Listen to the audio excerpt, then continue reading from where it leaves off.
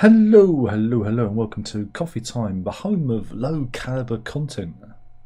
Yeah, I managed to anger one of the Tommy Robinson supporters out there. He wasn't too happy, wasn't too happy. But at the moment, the budget is probably being announced, but I thought, well, maybe we'll cover that later. It's not my fault they decided to schedule the budget at the same time as Coffee Time. I just don't think that they appreciate the magnitude and the importance of what I do. It's just not right. But we're going to look at the Daily Mail website because that's what Coffee Time is. It's tax bombs away. It's already happening. She's saying that we must invest. Hey.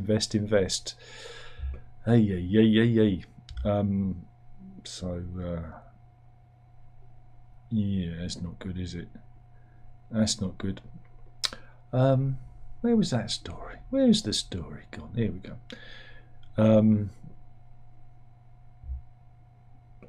We're going back to the Southport incident.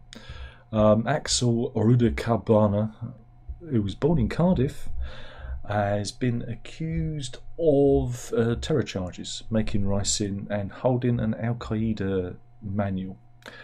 Of course, this has caused many of the. Are they? Would you call them far right? I think that's too kind. I think it's too kind to them. I think we should call them the frothing mob of stupid. I think that's more appropriate. In the old days, the right wingers had a bit of brain, but these days everyone just seems to be a little bit woo-woo and lost their marbles. Yeah, and this has caused many on that side of the argument to say, oh, this is two-tier justice. They're suppressing information. And they go, well, they're not suppressing information. They've just revealed this. These new charges are being brought against. Again, the riots that happened were as a result of misinformation, disinformation coming out of Pakistan, possibly being paid for by the Russians. Yeah, I know it's really bonkers, but that's how the info wars will be fought. Infowars. Interesting. Alex Jones, Infowars. Do you see? Alex Jones, turns out, funded Tommy Robinson's video that caused him to, slander that young boy again and end up being contempt of court, and that's why he's in prison. Alex Jones, his money went into that. Fascinating, isn't it? Infowars. It's all Infowars. They're trying to get into your heads. So yeah, it's it's quite bonkers that they're thinking that they're suppressing information. Again, in the UK, we have this thing called justice. We have a legal system, and if you want a fair trial, then certain information is withheld, so it doesn't. Are you ready for this? Prejudice the trial. And in this case, there will be information that comes out during the trial which people will go, we were right all along. Yeah, you might be right all along, but that information can't be used or spoken about because of the trial. And this is why everyone's losing their mind. It seems like nobody is sensible anymore. But yeah, this chap, this horrible man, is native born, so he's born in Cardiff. And he's refusing to speak. This is what he looks like at the moment. He was on Video Link this morning, read the charges. He's due up for trial next January. Now, I personally believe that the trial should be done as quickly as possible, so it stops all this discussion. And again, social media has allowed us internet sleuths. I'm guilty of it. I'm one of those people that believes Lucy Letby's had a mistrial. We're all guilty of it because we're allowed to express ourselves online, but then I don't go out and smash up my local hospital. There's a difference there. I think you have to have a modicum of decorum when it comes to dealing with this thing and understand how the law works. Now, my issue, and this is where I do agree with the frothing mob, is that he's been charged with making ricin and having a terrorist manual. Then surely what he did is a terrorist incident, and that's not being charged in that, because again, the old adage is if it walks like a duck, quacks like a duck, and looks like a duck, it's a duck. And this has all the hallmarks of a a terrorist incident. Now, if this piece of filth, taped the knives to his hands, that's another technique that the terrorists use, so they can't be disarmed and they can cause maximum impact, then we know it definitely is, because that's straight out of the terrorism rule book. But there are certain aspects of this case that you can't talk about because it will prejudice the case, and this is what you've got to be mindful of. And again, this is what Robinson got, jailed for before, when he turned up outside one of the courts when the grooming gangs were being, were at trial, and he turned up outside the court and attempted to prejudice the case, and he got arrested and jailed for it. Because you don't do that. You talk about it afterwards. You should really leave your speculation, to the darkened corners of pubs, and not publish. Because again, you've got to remember, people forget that the internet is a form of publishing, and newspapers do not publish speculation, they only publish fact. And you should only really be discussing the facts of the case and not the speculation of the case, because that could prejudice the case. It's really simple. And so we can have this discussion afterwards when the facts have been presented. Now, I know there'll be many of you out there who don't want this man to have a fair trial. We should just hang him now. I'm of that mind because, he did it. Everybody saw him do it. There are witnesses. There is a smoking gun. But we live in a world or a country which believes in the democratic process of law. And this is where we're at. So we don't prejudice the case. Right? Now, we could use an example, especially with the riots. Right? So if you're one of those loons that are watching, I'm sorry that you're a loon. I'm going to try and get you on side. I'm trying to get you to think about it. Use your brain. Don't listen to what Tommy Robinson tells you. Use your own brain and be mindful of the country we live in and the laws and the rules that we have. Right? Imagine you're at the riots. You don't go to the riots, but maybe you're walking your dog. I'm a dog walker. Maybe I was walking my dog and I kind of wandered into the riots, or the riots headed my way, and my dog's sniffing around and I can't move him, and the police batter me with the shield and tell me to get out of the way, and I go, hey, watch out, and words may have been exchanged and they arrest you, right? And then you go to court and you plead not guilty. This is all theoretical, right? You plead not guilty. Now, right, in our justice system, they'll process the case, the evidence will be heard, and they judge you there and then.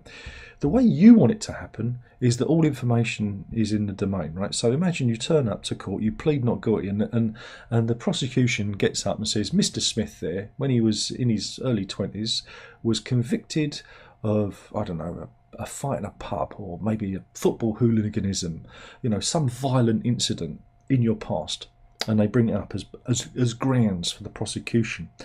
That would be prejudicing the case. They don't do that. They keep all that stuff off the record until after the case has been processed. And that's what you want to happen, because you don't like this guy. I don't like this guy, but he still has to have a fair fucking trial. And that's the annoying thing about this. And that's what the internet has allowed people to devolve into the basest, worst kind of people that don't think and don't understand the process, and they wouldn't want that process to happen to them if the shoe was on the other foot. They'd be moaning, they'd be saying this isn't fair, they'd be talking about two-tier justice. There is two-tier justice. Like if somebody breaks in and steals your telly, the police won't turn up and say, oh, it's an insurance matter, right? But if you do a spicy tweet, they will turn up because there's a paper trail, it's easier conviction, right? Lazy policing versus easy policing. That's the two-tier system. That's what you should be angry about. Do you get it? Do you get it? Anyway, let's hope this piece of filth. It's a shame we don't have. Shame we don't have capital punishment, because I think pieces of filth like this do need to be, dangled. And we're in agreement there, but we have to let the process take its course. That's what we need to do. We need to be mindful of that. And you don't want to do anything that, one, will prejudice the case and somehow give this guy and they keep using this picture. They keep using this picture of him when he was a schoolboy, right? What next? They'll put the baby pictures of Harold Shipman up, Oh, look, he was all right, really, You know what I'm saying? They don't do that. We should be really obviously they haven't got no recent pictures, but they've got the artist's impression. They should be just using that exclusively. But we've got to let the process take its course, and that's how we'll get justice. And don't do anything stupid online that will get yourself into trouble, because it's publishing. It's a form of publishing. You're not down the pub, right? You're not down the pub. You are actually on the computer. You are publishing. It's exactly the same as if you was on the radio or you was in the, writing for a newspaper. People forget the power that they have and the power that their words have. And this, when you log in to your social media account, whether it's YouTube or Twitter or whatever, X or Facebook, a warning should come up before you post saying, this is a form of publishing. Your words, are held up against the laws of your country. Please be aware of this. Again, most of us are just, posting pictures of our dogs or whatnot. You're not getting into that kind of trouble. But yeah, it was very disturbing to find that this guy had produced ricin. Imagine if he'd have gone in there with a backpack full of ricin and done this. The incident would have been a lot worse. And I don't know why. Again, this is where I move into alignment with these loons. I don't know why this isn't being treated as a terrorist incident. It's very disturbing. It's very disturbing. I do fear that when this is all out in the open, that he's going to be on the police known list, and that is where we need to question, because there have been so many incidents where people have done bad things and the police have been aware of them, and well, Gov, there's nothing we can do, and that's the excuse, and that won't cut it. Not in this day and age. Not in this day and age. So we'll have to see how that one goes. But yeah, even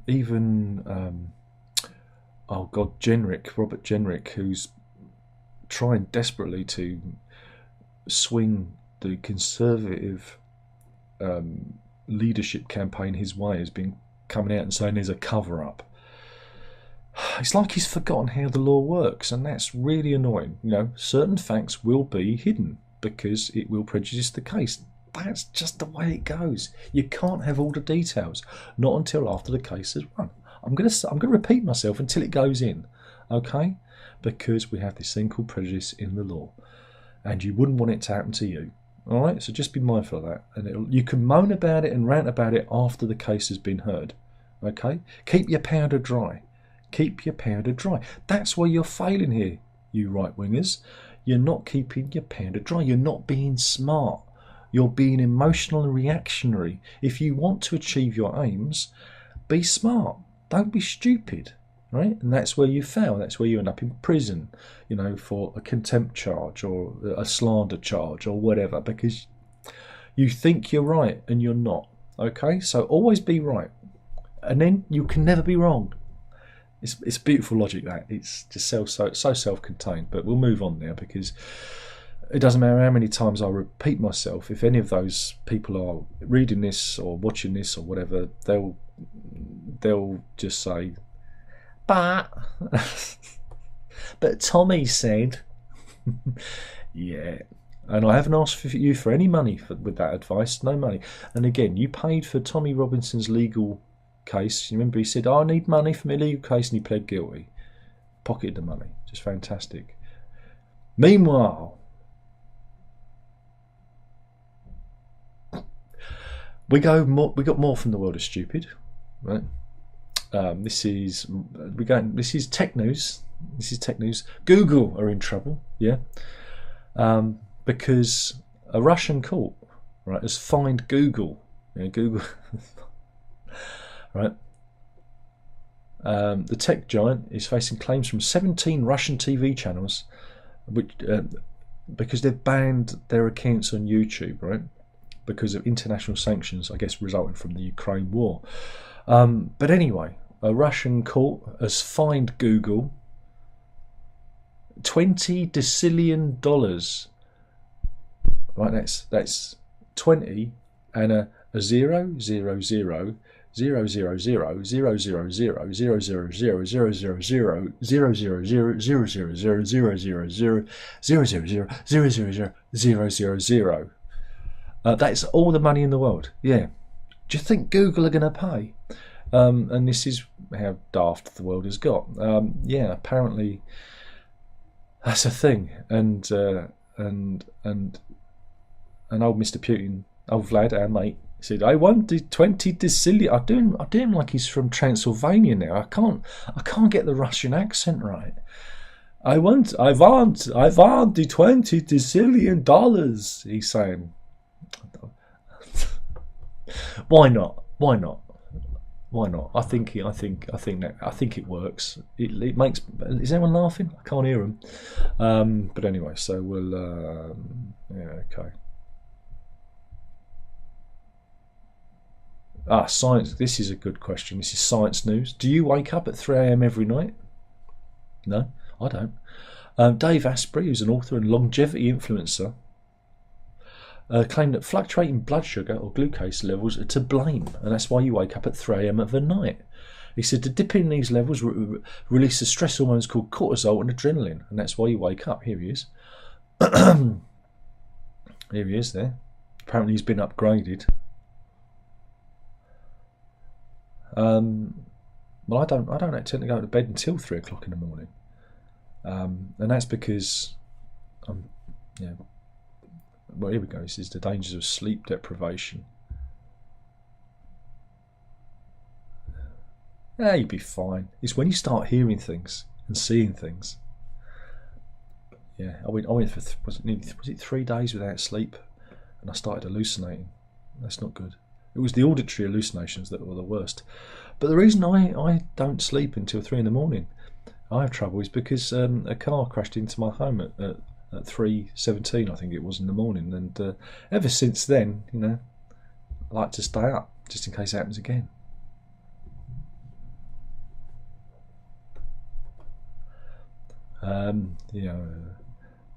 What else have we got? Here we go. Palliative care nurses reveals top 5 regrets terminally ill people express on their deathbeds. Didn't shag enough women. This is a nurse who works at the Old Colony Hospice in Massachusetts, wrote a long blog post which has resurfaced. I think I might have read this. Right, we're going to do it from 5 down to 1. In at 5, not allowing themselves to be happy. Well, you don't want to be miserable, do you? Losing touch with friends. Holding things in. I never hold things in. It's always best to let it out. Mrs. always complains. You let that one out, and I couldn't help it. It just popped out. It does when you get older. Working too hard. That's never again. That's not working hard, or we're hardly working. I used to work hard. Now I didn't. Not living for themselves isn't number 1. No shagging. I'm very, very, very, very, very, very disappointed. No shagging. Not shagging enough people wasn't at the top of the list. They never regret shagging too many people. You imagine that, laying in bed going, do you know, what was your biggest regret? Oh, I shouldn't have shagged all those women. Imagine that. Imagine I'm totally demonetised, or whatever it is. What else have we got?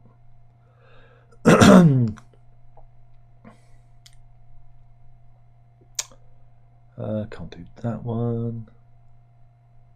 Yeah, we've got floods in Valencia. This is a thing, and it's pretty horrific. Many people have been quite a few people died. Well, that was a big noise. Oh, it's an advert, that's why. It's one of those run and gun adverts. But yeah, this is some footage from Valencia, where, as you can see. But yeah, torrential rains, climate change. Climate change. Yeah, I blame Brexit, but they say it's climate change. Why not? And is there any other footage of it? Yeah, see, there's some more. Oh, it's burst its banks.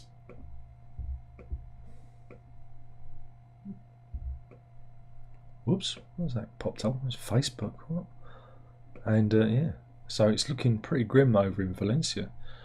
I reckon it's one of its worst natural disasters in Spain, with flash floods. And here is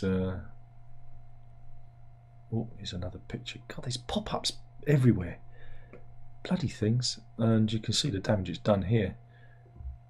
My goodness.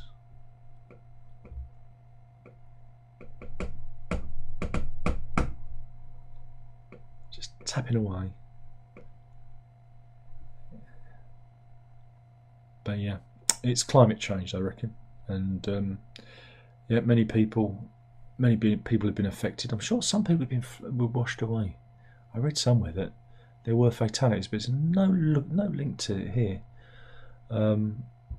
Maybe it's a bit too early to comment. Again, maybe it's best to wait for it to settle down because it's only just happened quickly. Again, we got the budget today. Rachel Reeves, first female Chancellor, and we're all looking forward to her stepping out onto the hallowed ground outside Number 11 and showing everyone her box.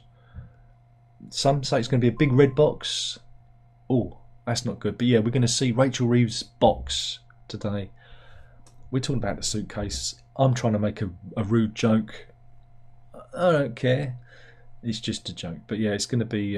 It's happening right now. It's happening right now. I wonder what's. I'm going to have to read up on it. I've got there.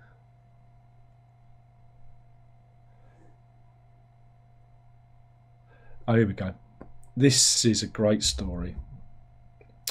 Do you like Monopoly? I think we may have have a few copies of Monopoly in Lock Towers. I don't know if you can see, that's our Monopoly collection up there. We can also do a bit of dog cam. Layla. Hey. Not like that other one who used to ignore me. Layla, sit. It's kind of sitting, isn't it? She's just being difficult. But yeah. Anyway, Monopoly.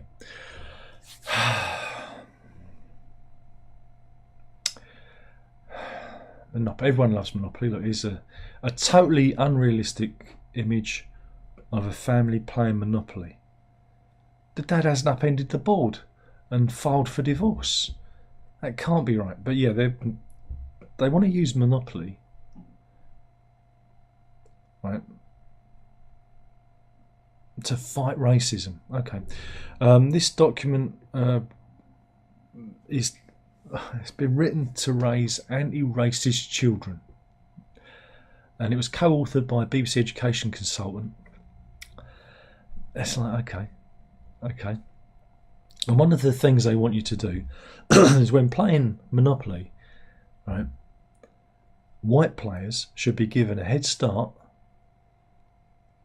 and you should spend less time in jail and give them more money, because that would show that white privilege. And we've also got to get rid of the nursery rhyme "Bar Bar Black Sheep." Oh, that's been rattling on since I was a lad. It's about sheep. It's about sheep, right? And what you do, if you get rid of "Bar Bar Black Sheep," you're getting rid of any reference to anything black in popular culture. So it's like when you got rid of Uncle Ben, that lovely, kind black man on the rice.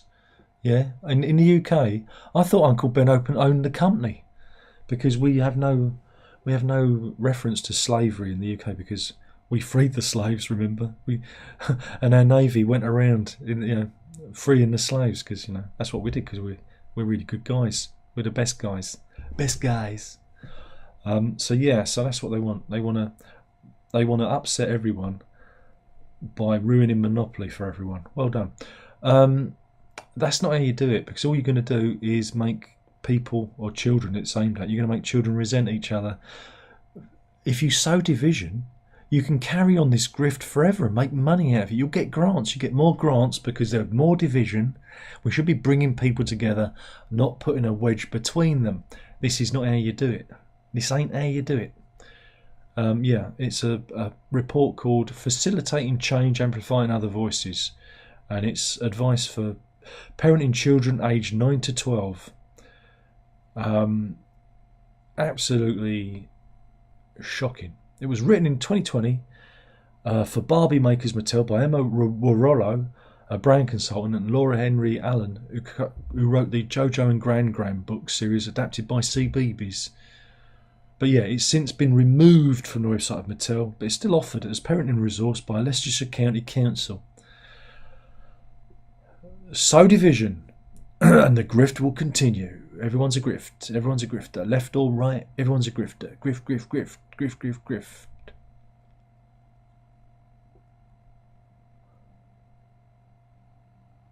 So I just read a horrible story. I don't think we'll cover that one though. This is no good. This is low caliber content.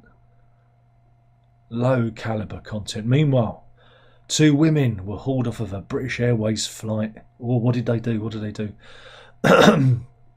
Apparently, the incident happened as passengers waited at Heathrow Terminal 5 to board the BA 191 flight to Austin in Texas back in October the 28th. That was 2 days ago.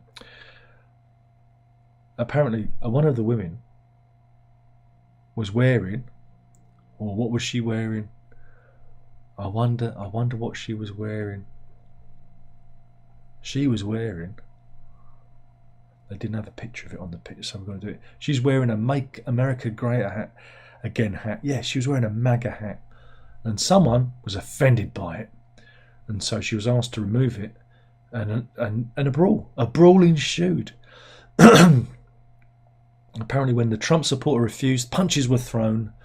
And the brawl continued on board the plane in the aircraft's premium economy section where both women were seated. So it was a bitch fight. I would love to have seen that. And they were both escorted off the plane. Here's a picture of a plane, just in case you don't know what that looks like. And yeah, all over a hat. The plane was scheduled to departure 12:10 in the afternoon, but didn't leave until 2:10. So I reckon everybody on the plane were really, really pleased. Yeah, apparently one woman in her 40s was removed and another was in their 60s. And the probe into the incident is still ongoing. So there you go. The Met Police put out statements. So there you go. So there you go. It's fascinating.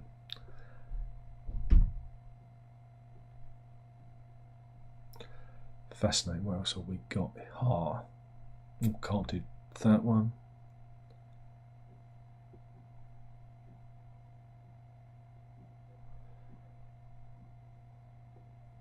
They reckon that the Turin Shroud does not show the face of Jesus. Oh my God. They've done a 3D model. They've used AI 3D modelling to look at the picture of the shroud. Again, I don't know if you're familiar with it. It looks something like this. Well, they took that image and they kind of modelled it in AI. And they said it couldn't have been, it's not real. They reckon it was a bas relief. That's when they kind of do the inverse of it. Instead of the features pointing outwards, they point inwards. Creates a 3D shadow. So they reckon it was a bas relief and they've pushed the shroud into it. I've got a bit of a frog here. This was an author of a new study by Cicero Moraes, and my voice is cracking. Let me just mute it.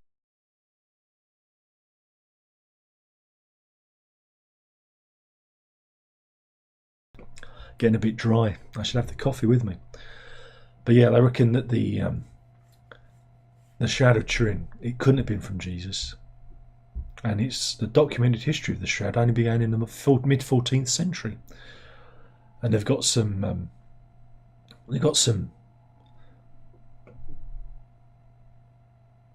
impressions of how it was done. So there you go. Using the shroud, they've created what it would have been pressed onto, and it was a bas relief, so it would have been inwards. Very clever, a very clever forgery. I don't know. Was it a forgery? It's probably just an artist thing. Maybe it's a bit of an artwork, you know.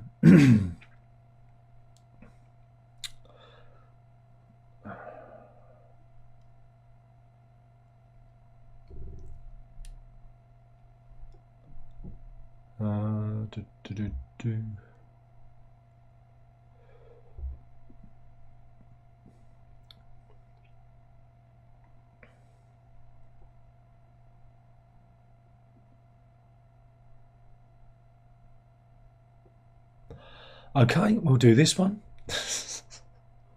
I was going through there was a lot of US politics news. Joe Biden making a gaffe, and nobody cares about Biden. This is the story of Melody Mars. She was born and raised in Lower East Side, New York City, and she is a dominatrix. I mean, yeah, it takes all sorts, I suppose.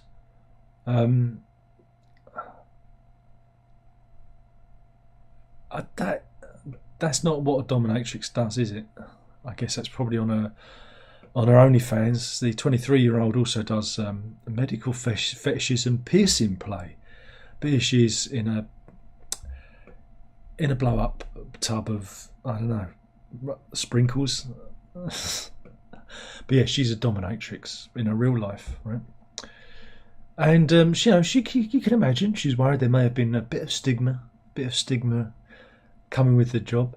But when she was helping her grandmother move house in October, she found a scrapbook. Yeah, she was helping her 70-year-old grandmother, Mima, move, and there was a box, and there was a dusty old scrapbook and some, old VHS tapes.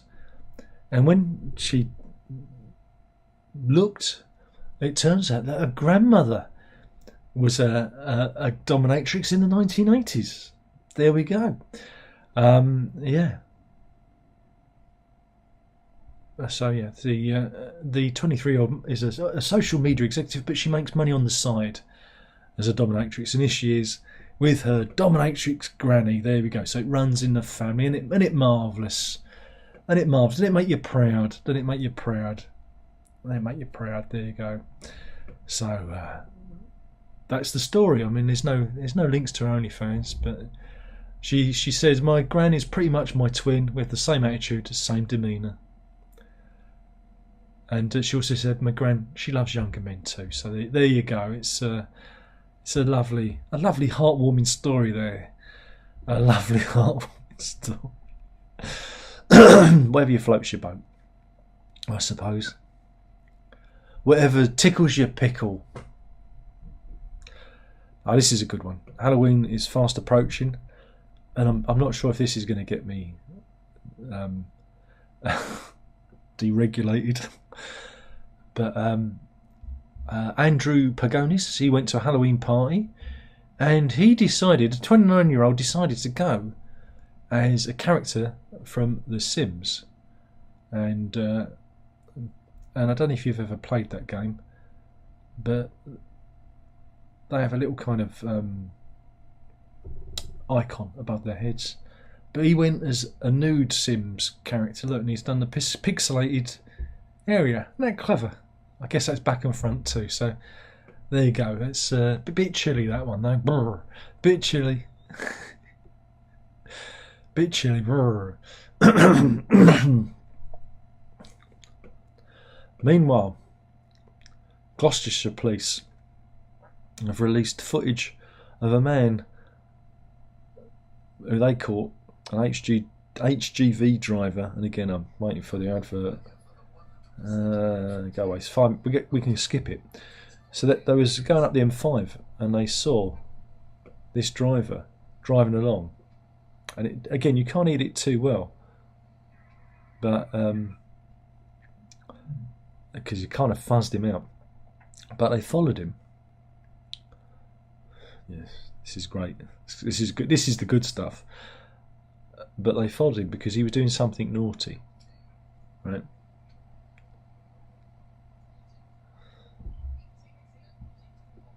Come on, can we see it?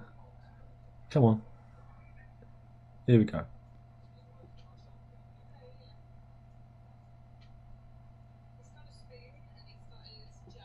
Yeah, he's eating out of a jar with a spoon. Yeah, I shit you not. That's what he did. And of course they nabbed him for that. Yeah, they couldn't believe what they were seeing.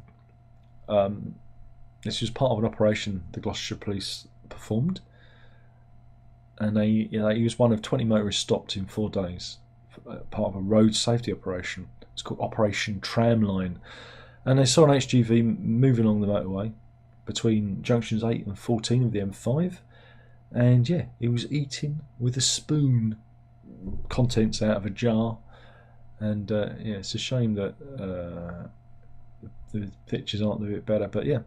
So there you go. Don't eat with a spoon. You should be eating at all. You know, anything like that. It's not good. Not good.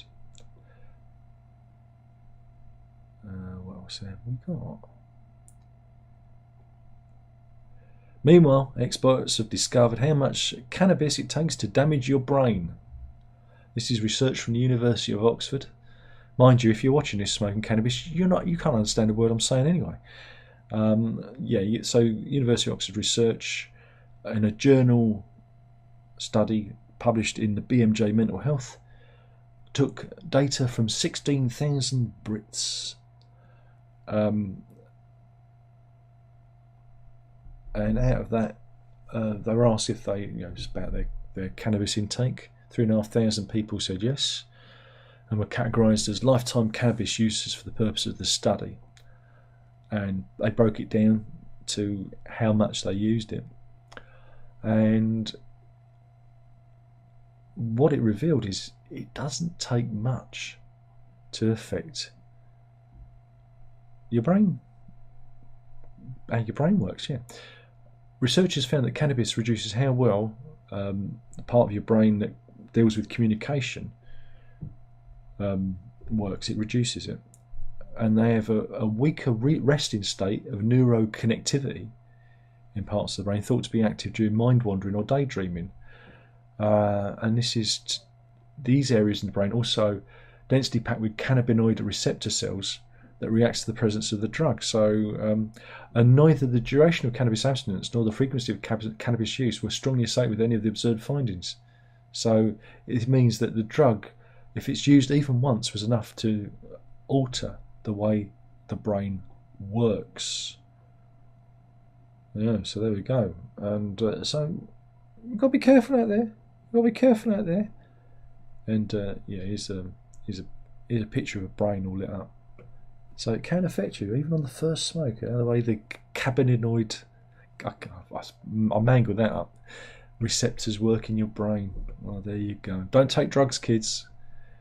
Winners don't take drugs. That's what we used to say in the 80s. And oh god, I've done far too much. We're going to end up this one. We're going to end up with this fella. This is we're going to New Zealand. And there is a video clip, but this is come on, video clip. And there's an advert, of course there is. There always is. 22 second advert on a similarly sized clip. But yeah, we're going to New Zealand, and it's an animal story. We're going to end with this one. And yeah, this minor bird decided to investigate a traffic camera. What's going on? Yeah, he was like, oh, I'm on camera. Hey, it's probably because it was shiny. And there we go.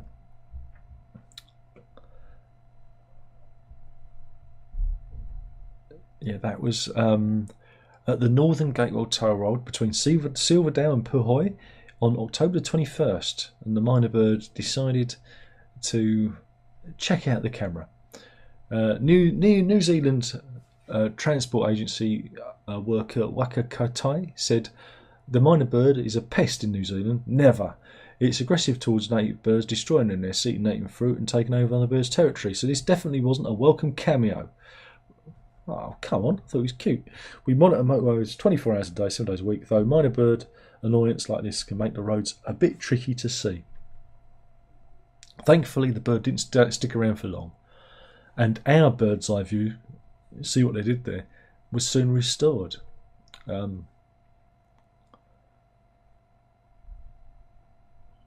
So there you go. Apparently it's not a native species. I did not know that.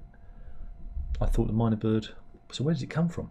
There he is. And that, I think, will be the thumbnail. So we'll see if there's anyone in the chat. 8 people in. Scared them all off. Runs in. All right, Clive. He said, can't believe there are people employed to come up with ideas like the Monopoly one. well, they get very, very nice paychecks. And Andrew's in. He says, "Oh, Darren, I'm in." Hey.